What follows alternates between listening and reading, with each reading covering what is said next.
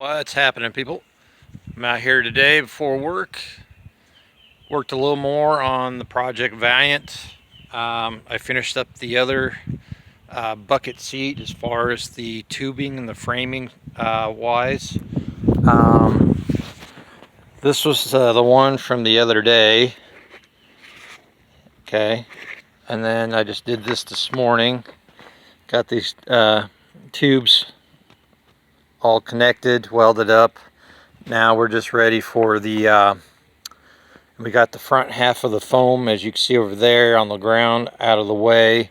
We might have to skim off a thin layer of this foam that's on the back, so it's more like this section here, so it's not so padded. And then we're going to measure, and then it's going to come over here and lay across here, and then we're going to figure out. I'm going to leave it up to my mom, since she's the sewing expert.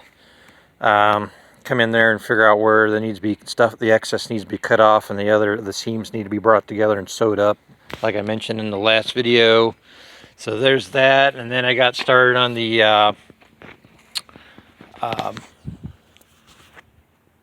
mounting brackets, tubes, whatever, however you want to call it, so I can get these seats bolted in here correctly, based off the measurements of the brackets that were underneath the old bench seat. Now keep in mind, this is a little crude. It's not finished yet, so don't be the haters out there. Don't be going, oh, just look at that piece of crap. You know, like, it's not finished yet. Okay, so it's still got to be welded up and ground on and sanded, and you guys it'll look a lot better than it does now. But anyway, here's what I got so far. Set it there.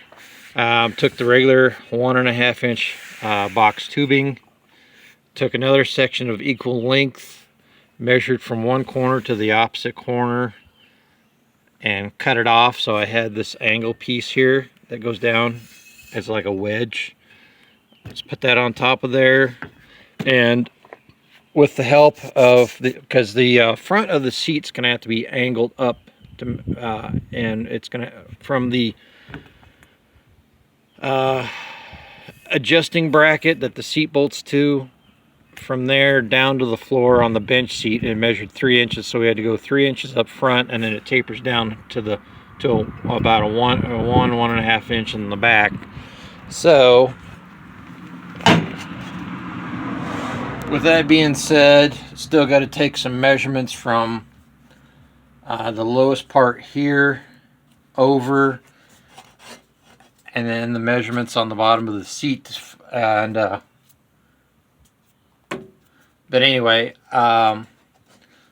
then I think I have two options: either weld in a thick piece of flat plate to come out here like a tab or an ear, and then use the existing factory holes, which it'll stick out once we have the new carpet in here. You'll be able to see it, or just drill a hole and go straight down through the middle of the new mounting bracket plate, whatever you want to call this. I think I'm going to do that instead, and we'll cover up these holes, and so just go straight through the floor, and we'll put reinforcing plates underneath, besides the washers. But anyway, that's for this side, and then I'll cut out another equal length of box tubing for the bottom, and then I've got the other half of this piece here,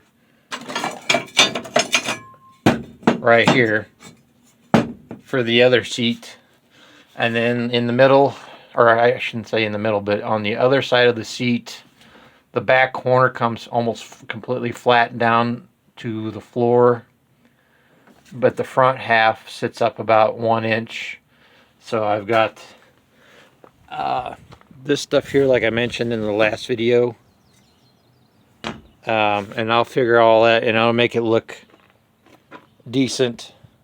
And so it's just not like a little piece of section of this sticking out on the floor. I'll have it to where it tapers down and looks more presentable. But anyway, that's where I'm at. That's all I'm doing for today.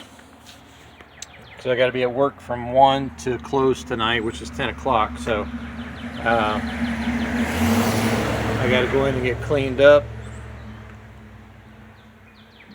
take my supplements, and go get something to eat so I can deal with being on my feet and standing for almost pretty much 9 hours. So especially on nothing but concrete floors, and then all the other manual labor type stuff that involves bending, lifting, picking up stuff there at work, like I do every day that I work. But anyway, just wanted to touch base with you guys. Haven't done a video for a few days, so till next time.